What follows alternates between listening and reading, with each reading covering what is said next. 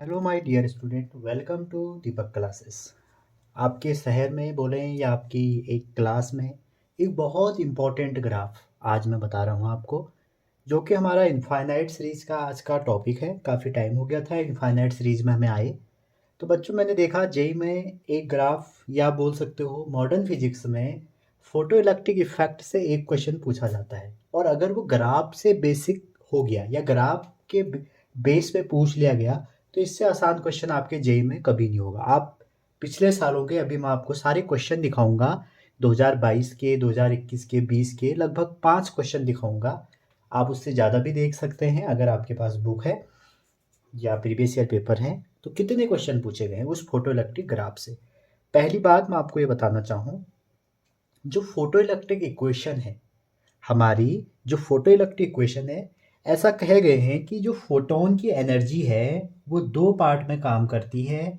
एक करती है वर्क फंक्शन के अगेंस्ट, और दूसरा पार्ट उसका maximum kinetic energy, that means eject करने के लिए इलेक्ट्रॉन को चाहिए हमको। ठीक, ये हमारी फोटो इलेक्ट्रिक की इक्वेशन है। अब इसको आप थोड़ा सा ध्यान से देखिए बच्चों। अगर आप इसको थोड़ा रीअरेंज करते हैं, या आप इसको कहते हैं कि सर आप ऐसा क्यों लिख रहे हैं, ये हमारा ये भी तो है के मैक्स, काइनेटिक एनर्जी मैक्स। तो अगर के मैक्स की आप वैल्यू निकालते हैं तो वो कितना हो जाएगा, H nu minus phi naught. Phi naught हमारा वर्क फंक्शन है, और यहीं से हम कह सकते हैं कि ये है एच एच वी नॉट। ठीक है, जिससे हमारे सारे क्वेश्चन होते हैं। अगर कोई न्यूमेरिकल आता है फोटो इलेक्ट्रिक इफेक्ट से, तो यही वो इक्वेशन है जहाँ से सारे न्यूमेरिकल आपके सॉल्व हो सकते हैं। ठीक है बच्चों। अच्छा जी, अब पहली बात, अगर आपका इस इक्वेशन की कंपेयर करें तो कि y equal to m x plus c होगा या नहीं होगा। अगर आप इसकी कंपेयर करते हैं, इसके अकॉर्डिंग जो m होगा, इसके अकॉर्डिंग जो ये m होगा, क्या यही h होगा। m को कुछ लोग स्लोप कहते हैं मैथमेटिक्स में, तो हम भी स्लोप ही कहेंगे। c जो है वो इंटरसेप्ट है, जो कि यहाँ पर क्या आएगा, नेगेटिव आएगा, और वो भी किसके नेगेटिव आएगा, माइनस एच वी नॉट के बराबर आएगा। तो हम अगर ग्राफ ड्रॉ करते हैं इसका, ये काइनेटिक एनर्जी और फ्रीक्वेंसी, यहाँ पर जो v है वो फ्रीक्वेंसी को दिखाता है, v नॉट जो है वो थ्रेशोल्ड फ्रीक्वेंसी को दिखाता है। तो फ्रीक्वेंसी जो कि हम हर्ट्ज में लेते हैं, और काइनेटिक एनर्जी मैक्स में अगर आप ग्राफ बनाते हैं, तो बच्चों आपका जो ग्राफ होगा वो कैसे होगा, देखिए y equal to m x plus c. अगर आप मैथमेटिक्स के स्टूडेंट हैं तो आपने ग्राफ ऐसे बनता हुआ देखा होगा। ठीक है, तो यहाँ पर आप जो c है वो c क्या है, नेगेटिव इंटरसेप्ट, मतलब ये वाला पॉइंट। तो इसको आप कह सकते हैं एच वी नॉट। ठीक है, या आप कह सकते हैं वर्क फंक्शन। और इसका जो स्लोप होगा वो आप कह सकते हैं सर स्लोप हो जाएगा h। तो प्लैंक कांस्टेंट इसका स्लोप होगा। और यहीं से क्वेश्चन भी बनता है कि काइनेटिक एनर्जी किस पे डिपेंड करती है। तो बच्चों देखो, फ्रीक्वेंसी है यहाँ पे, तो काइनेटिक एनर्जी किस पे डिपेंड करेगी, फ्रीक्वेंसी पर। ठीक है, और जो ये कट हो रहा है ना, ये कट करके कट गया, यही हमारा वी नॉट है, न्यू नॉट कह सकते हैं, वी नॉट कह सकते हैं। और इसको हम बोलते हैं threshold frequency, T H frequency लिख लेता हूँ, आप इतने ही होशियार हैं। और इसको हम लिख लेते हैं फ्रीक्वेंसी। ठीक है, तो इसके नीचे अगर हमारी कोई भी वैल्यू थ्रेशोल्ड से कम होती है, अगर हमारी इंसिडेंट वैल्यू की फ्रीक्वेंसी थ्रेशोल्ड फ्रीक्वेंसी से कम होती है, तो कोई भी रेडिएशन या कोई भी फोटो इलेक्ट्रॉन इमिट नहीं होता है। पहला ग्राफ ये समझ गए आप। अगर आप पोटेंशियल के टर्म में देखें तो काइनेटिक एनर्जी को हम लिखते हैं ई वी नॉट। ठीक है, ये वी हमारा कैपिटल है, ये पोटेंशियल है।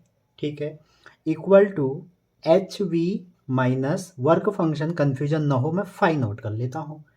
तो अगर स्टॉपिंग पोटेंशियल और फ्रीक्वेंसी के बीच में आप ग्राफ खींचे तो क्या बदल जाएगा, आपका इंटरसेप्ट बदल जाएगा, आपका ग्राफ का नेचर बदल जाएगा।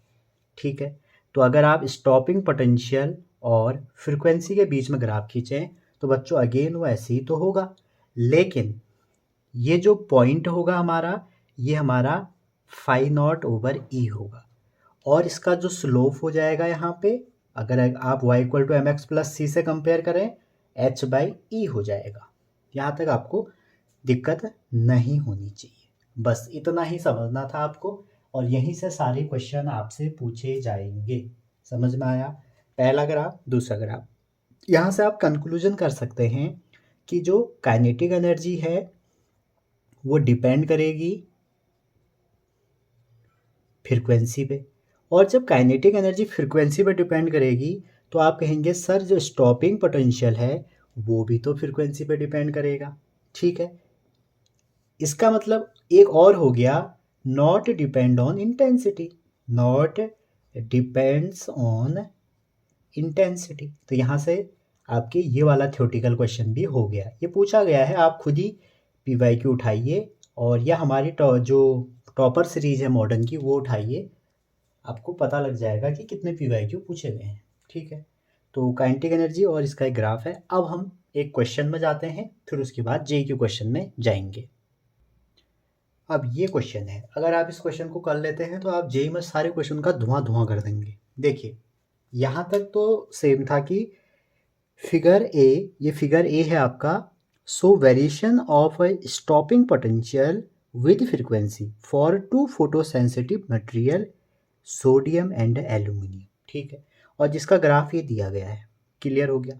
अब इसमें 4 पार्ट बना दिए मैंने। ठीक है, तो वहाँ पर एक ही पार्ट आएगा एग्जाम में। तो क्वेश्चन ये है पहला, which one has maximum threshold frequency and work function. ठीक है, दोनों एक दूसरे से रिलेटेड है, कभी थ्रेशोल्ड फ्रीक्वेंसी पूछते हैं, कभी वर्क फंक्शन। आप मुझे एक बात बताओ बच्चों, आप खुद बताना, ये एक्स एक्सिस है मान लो, ये वाई एक्सिस है। ठीक है, जब आप ओरिजिन पे होते हो, यहाँ पर 1 है, यहाँ पे 2 है, यहाँ पे 3 है, यहाँ पे 4 है, यहाँ पे 5 है, यहाँ से यहाँ जाने में डिस्टेंस बढ़ रही है या घट रही है? बढ़ रही है। ठीक है, तो आप ये कह सकते हैं कि सर जो यहाँ पे थ्रेशोल्ड फ्रीक्वेंसी होगी, क्योंकि मैंने इससे पहले ग्राफ में क्या बताया था, जहाँ पर कट होगा वो थ्रेशोल्ड फ्रीक्वेंसी होगी, तो जो यहाँ पर थ्रेशोल्ड फ्रीक्वेंसी कट हो रही है और जो इसकी थ्रेशोल्ड फ्रीक्वेंसी कट हो रही है, अगर वो V01 है और V02 है, ठीक है, V01 बड़ी हो गया, V02 बड़ी हो, तो सिंपल सी बात है, पहली बात कि V01 छोटी होगी V02। ठीक है, इस स्टॉपिंग पोटेंशियल को मैं ऐसे बना रहा हूँ कैपिटल फॉर्म में, क्योंकि इधर को जाने में बढ़ेंगी, तो थ्रेशोल्ड किसकी ज़्यादा होगी, तो threshold of sodium less than threshold of aluminium. ये बात क्लियर है? ठीक हो गया। जैसे ही आपने थ्रेशोल्ड निकाली, आपको एक रिलेशन और पता होगा, lambda equal to C over nu. जिसकी फ्रीक्वेंसी कम उसका लैम्डा ज़्यादा, जिसकी फ्रीक्वेंसी ज़्यादा उसका लैम्डा कम। तो इसका मतलब ये हो गया, जो दूसरा हो जाएगा मेरा, इसका मतलब ये हो गया कि जो λ1 है वो आपका क्या हो जाएगा, बड़ा हो जाएगा λ2 से। समझ रहे? λ2 मतलब जो वहाँ बड़ा था वो छोटा हो जाएगा। तो फर्स्ट वाले की वेवलेंथ ज़्यादा होगी, सेकंड वाले की फ्रीक्वेंसी ज़्यादा होगी। और अगर आपसे पूछ दिया कि वर्क फंक्शन किसका ज़्यादा होगा, ठीक है, तो आप देखिए h/1, इसमें अगर आप h का इंटू कर दें, इसमें भी h का इंटू कर दें, तो ये है हमारा φ1 और ये है φ2। तो इसका मतलब क्या हो गया, जो बाद में आएगा उसका वर्क फंक्शन ज़्यादा होगा। पहला पार्ट ऑल्सो डिड हो चुका है। विच वन मटेरियल या मटेरियल होना था यहाँ पे, हैज ग्रेटेस्ट स्लोप। अब आपने अभी भी कुछ देर पहले पढ़ा कि जो फोटो इलेक्ट्रिक इक्वेशन है EV0, ये हमारा C पार्ट है इसका, ये B पार्ट था, ये A पार्ट था, इक्वल टू क्या आया था, kinetic energy equal to h nu minus work function. तो यहाँ से ये हो गया था h/e फ्रीक्वेंसी माइनस φ0/e। तो एच बाई एच तो मटेरियल पर डिपेंड करता नहीं है, यूनिवर्सल कांस्टेंट है। तो आप यहाँ पे कहेंगे slope slope of sodium slope of sodium equal to slope of aluminium. ठीक है, और दोनों का जो स्लोप हमारे बराबर हैं वो किसके बराबर हैं, एच बाई ई के। तो हमारा तीसरा पार्ट भी सेम सही हो गया। चौथा सबसे ज़्यादा पूछा जाता है, for which material will emit electron have greater kinetic energy for the incident radiations of same frequency. Same frequency के लिए आपने सेम फ्रीक्वेंसी इसमें रखी दोनों में, तो कौन सा ज़्यादा एनर्जी का काइनेटिक एनर्जी इमिट करेगा। अब आप इस इक्वेशन को दोबारा देखिए, जो हमारा डी वाला पार्ट है, E V equal to H nu minus H nu naught. ठीक है, ये मेरा स्टॉपिंग पोटेंशियल है, ये मेरा थ्रेशोल्ड है। अब आप देखिए, अगर किसी भी मटेरियल की थ्रेशोल्ड फ्रीक्वेंसी कम है तो इसका मतलब ये है, अगर ये कम होगी तो वो इमिट करेगा greater energy of kinetic energy. इसको आप ये ना लिख के अगर के लिख दें तो ज़्यादा समझेंगे। अगर किसी की भी थ्रेशोल्ड वैल्यू कम है तो वो जो इलेक्ट्रॉन की काइनेटिक एनर्जी है उस सेम फ्रीक्वेंसी के लिए क्या करेगा, ज़्यादा इमिट करेगा। जैसे आप समझिए, एच एच कांस्टेंट है, ये फिक्स है, मान लो इसकी वैल्यू 10 है, मान लो। हाँ, अच्छा, अगर मान लो इसकी वैल्यू 5 हो गई, अगर मान लो इसकी वैल्यू 15 हो गई, ठीक है, तो 5 में इसका डिफरेंस कितना आएगा, 5 आएगा, और 15 में कितना आएगा, -5 आएगा। समझ रहे? तो मेरा कहने का मतलब ये है बच्चों कि अगर हमारी थ्रेशोल्ड वैल्यू कम है तो हमारी जो काइनेटिक एनर्जी होगी, जो इलेक्ट्रॉन निकल रहा है बाहर, उसकी क्या होगी, ज़्यादा होगी। और अगर हमारी थ्रेशोल्ड फ्रीक्वेंसी ज़्यादा हो गई, वर्क फंक्शन भी ज़्यादा हो जाएगा। वर्क फंक्शन ज़्यादा हो जाएगा तो ज़्यादा एनर्जी वेस्ट कहाँ हो जाएगी, इलेक्ट्रॉन को बाहर निकालने में। ठीक है, समझ गए, इसको मिटा दें।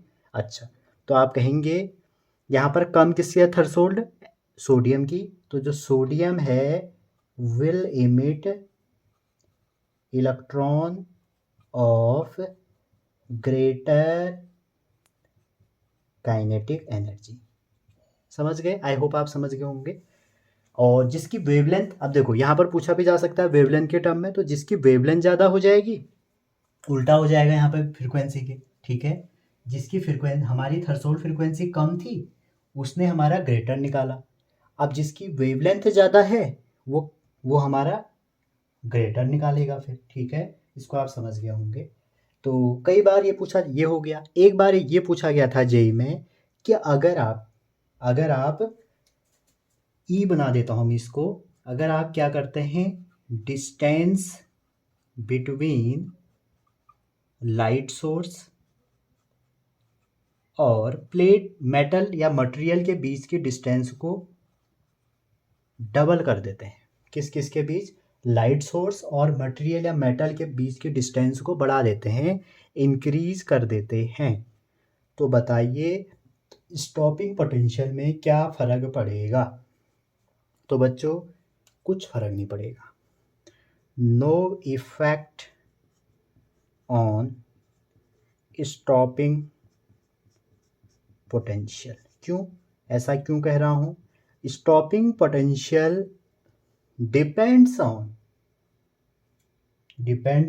या आप बोल सकते हो स्टॉपिंग पोटेंशियल जो डिपेंड करती है वो इंटेंसिटी पे करती है। ठीक है, सॉरी फ्रीक्वेंसी पे करती है। ठीक, इंटेंसिटी पे नहीं करती है। अच्छा जी, तो यहाँ से आप कहेंगे कि वो तो सेम ही रहेगी क्योंकि वो इंटेंसिटी पे तो डिपेंड करती नहीं है। समझ रहे हैं, स्टॉपिंग पोटेंशियल और काइनेटिक एनर्जी हमारी डिपेंड करती हैं फ्रीक्वेंसी पे, इंटेंसिटी पे नहीं करती। अगर आप इसके बीच के डिस्टेंस को बढ़ा देंगे, मान लीजिए ये सोर्स है और ये मेटल है, तो पहले ज़्यादा अच्छी इंटेंसिटी थी, आपने ये कर दिया, अब इंटेंसिटी आपकी कम हो जाएगी, इंटेंसिटी में चेंज हो रहा है, तो इंटेंसिटी पे डिपेंड ही नहीं करती। तो ये क्वेश्चन भी आपका जेईई में एक बार पूछा गया था, इसको भी आप तैयार करें। और हाल फिलहाल मैंने देखा जेईई में जो क्वेश्चन पूछा था वो क्या पूछा था, उसको भी मैं डिस्कस करता हूँ। ये क्वेश्चन पूछा गया था, इसमें स्लोप निकालना था आपको। दो आपको M1 M2 कोई मटेरियल दिए थे जिसमें कोई हमारी V1 और V2 हमारे क्या थे, थ्रेशोल्ड फ्रिक्वेंसियाँ थी, और हमारा जो रेडिएशन था उस रेडिएशन के करस्पॉन्डिंग यहाँ पर जो फ्रिक्वेंसी थी वो यहाँ पे थी V3, ये हमारी फ्रिक्वेंसी थी। तो आपसे पूछा गया था कि स्लोप बताइए। तो बच्चों आप सोचेंगे स्लोप यहाँ पे हम प्लैंक कांस्टेंट करेंगे, तो वो गलत हो जाएगा। क्यों? यहाँ पर आपको स्लोप प्लैंक कांस्टेंट तो आइडेंटिकल ग्राफ है जब आपको उस सिचुएशन में दिया होगा, होने को आप देखेंगे उसके आसपास आएगा, लेकिन यहाँ पर आप जो स्लोप की कंडीशन लगाएंगे m इक्वल टू जो हमारा टेन थीटा होता था, आपने पढ़ा होगा मैथमेटिक्स में y2/y1 x2 माइनस x1, ये लगाना पड़ेगा। जब भी आपको डेटाबेस क्वेश्चन आएगा ये आप लगा लीजिए, ठीक है। तो y2 कितना है, y2 में देखिए आप vs2 माइनस vs1 ओवर, और यहाँ हो जाएगा नीचे लेंगे तो क्या हो जाएगा, जब ये तो S2 ओवर S1 हो गया, और नीचे आप लोगे तो ये आ जाएगा